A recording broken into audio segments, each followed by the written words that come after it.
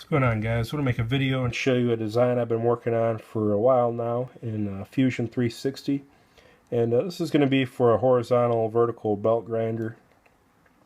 And the first one here is kind of going to be a prototype for my own personal use. I've been looking to upgrade my no-weld grinder sander for some time now.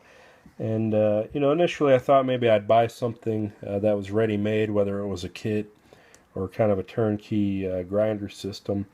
But I kind of got to thinking about it and looking at what was available there in the market today. And, there are a lot of really good options out there, but nothing that necessarily had all the features that I specifically wanted. Or if it did, it was just really expensive and cost prohibitive. So I thought maybe I could maybe save a little bit of money doing it myself, but also get just exactly what I wanted as far as features and the versatility. So just kind of go over some of the things here real quickly. I have modeled all this, as I said, in 360, Fusion 360 by AutoCAD, and I think for the most part I've got everything dialed in pretty well where it should work just fine. It is taking a little bit of a gamble in that I'm going to be sending a similar CAD file out for water jet cutting. I actually have that here in an older version of AutoCAD. And this is just kind of a two-dimensional for generating the toolpath. And you can see the layout here on a 2-foot by 4-foot piece of 1/2-inch aluminum plate. And I got a couple of little extras here, such as the knobs. That'll be for some various things: tracking knob, tool arms, work rest, things like that. I will be using some adjustable knobs that are pre-manufactured for a few things, but this kind of give me some options maybe to save a little bit of money there and make some myself out of some all thread.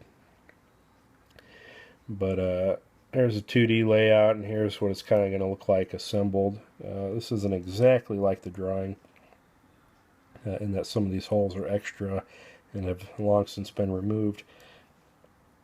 But for the most part, this will kind of be what the final design looks like. Now, as far as features, it's going to feature a few things I guess I've borrowed from some other designs and ideas. This is going to be an over-center cam tensioning handle. And I initially learned about this from John Grimsmo of Grimsmo Knives. I think he got the idea from Mick Strider. Really haven't seen it on a whole lot of grinders, at least nothing in production.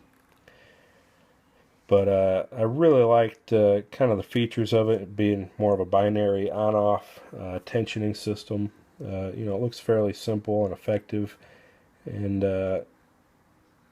I think just a little bit of a nicer touch than a simple, compression spring or tension spring as far as tensioning the belt. And with this design, I actually left room to have this handle put on either side. It's not going to be a both sides kind of thing, but one or the other, depending on personal preference. Being right-handed or left-handed, I don't know which one would really be preferable, but it'll at least be an option on either side, and then just one side won't be used. Similarly, I'm going to do the same thing with the tracking knob, although I don't have the hole or the threaded insert represented here. But I will have the ability, at least for the prototype machine, to put the tracking knob on either side. Again, not both sides at once, but one or the other, just based on personal ergonomic preferences. So that's a nice little feature there. As far as the tool arm knobs, those will have a couple options. And I borrowed this idea kind of between Wilmot and the Fellholter Uber grinder, having the ability to kind of stagger those so they don't interfere with each other. Now, a couple of these holes won't be on the final design, as this one is going to be in the way of this upright. But And kind of the other thing to consider is if this flat plans in that top arm, the belt might cross in line with these. So there won't always be a handle living in there, but you'll at least have the option for putting one there, should the belt position allow it, or if you put it on this side. But you can see I got 4 tool arms here. Whether that's really practical or necessary, I don't know, but it's nice having options. And that just gives you one more as far as tool rest or tool arms. And I know there's certain setups some makers use that even use 2 tool arms at once, with 1 or 2 different work rests. So, that just adds a little bit of versatility there. We'll be able to rotate. As you can see, this hole is actually for a spring pin or a pull pin. Probably won't be one on this back side, as that's not really necessary. But there will be adjustable handles on both of these to kind of lock everything into a rigid position. As I really want to try to have a solid machine, whether vertical or horizontal. The more looseness or vibration you can eliminate, the better overall the machine will be. So that'll be locked down with some adjustable handles, similar to how the tool arms will be locked down. And let's see what other features. It's got a pretty small footprint. There'll be some bolt holes here to mount to the bench. Plenty of clearance for the motor to swing.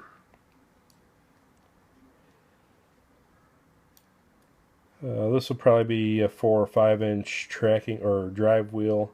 I'll probably make mine out of aluminum, but it may be upgraded to a rubber coated wheel for extra grip. This will be probably a 4 inch tracking wheel crowned, just for some extra tracking ability. This arm's pretty simple, just a single pivot here.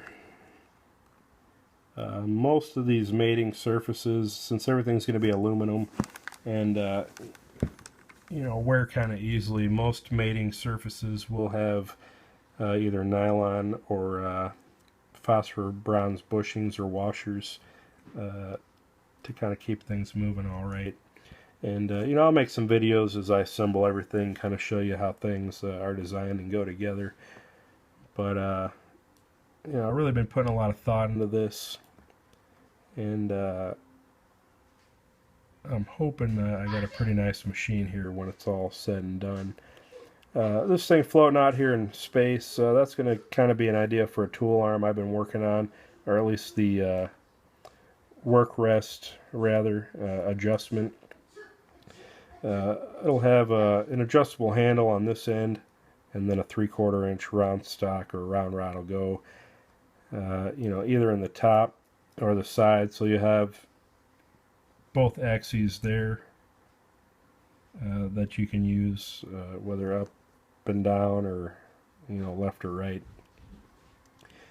Similarly, you'll have multi-axis adjustment here.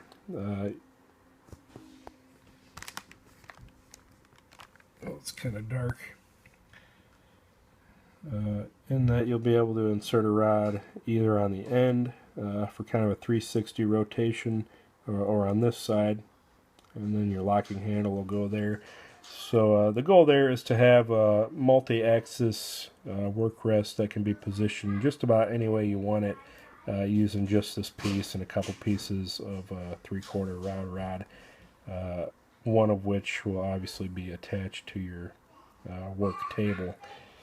So I got some ideas with that. The actual piece may change a little bit, but I think that'll be hopefully a pretty functional design as far as that's concerned. So that's pretty much it, guys. I do have the pieces ordered already. The materials, they're shipping as we speak to the water jet, and I'm hoping within the next week or two I'll have all the parts ordered and at the shop ready for assembly, and at that point I'll start making some other videos kind of as things go together and show you what's all left to do. So pretty excited about this. I do apologize for all that background noise. But just wanted to give kind of a little bit of an update or a sneak peek here, and something for you guys to look forward to. And if all this goes together well, this may be something that I offer in the future for sale to others as well. So we'll see. I'm not counting any chickens before they hatch, but got plenty of ideas in the works here. So stay tuned for those, and thanks for watching.